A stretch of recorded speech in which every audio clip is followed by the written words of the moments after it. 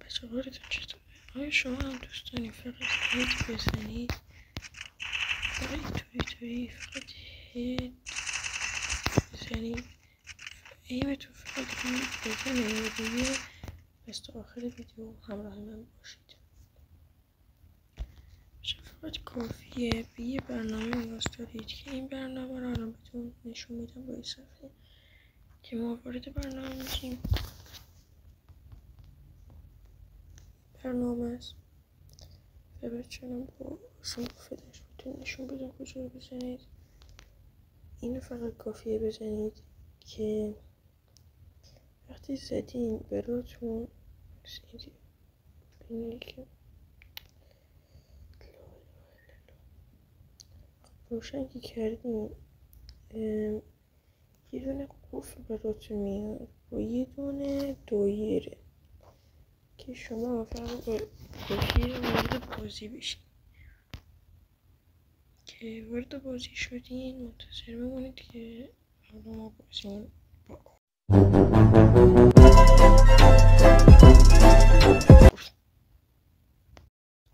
خب بچه اومد.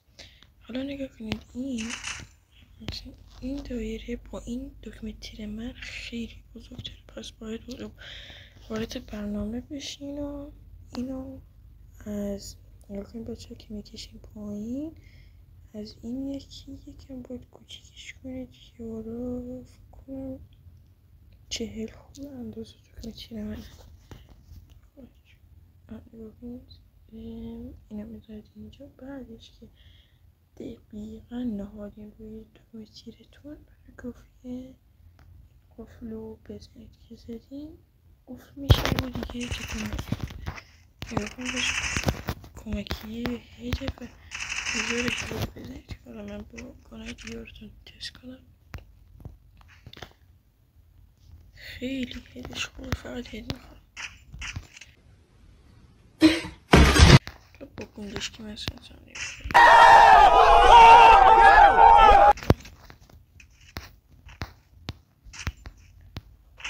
یا کنید بچه فقط هید. من یکم چون دوتا برنامه رو گوش افتاده خیلی لک شده باید که با دیزرتم براتون تست کنم.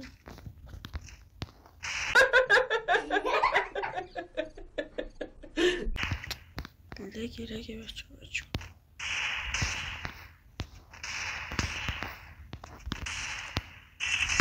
ولی با پیش میخوره خیلی بد میخوره که بچه اگر میخواستیم برنامه سنس هم دارم که براتون ویدیوشو میسازم اگر باشید که گود بای.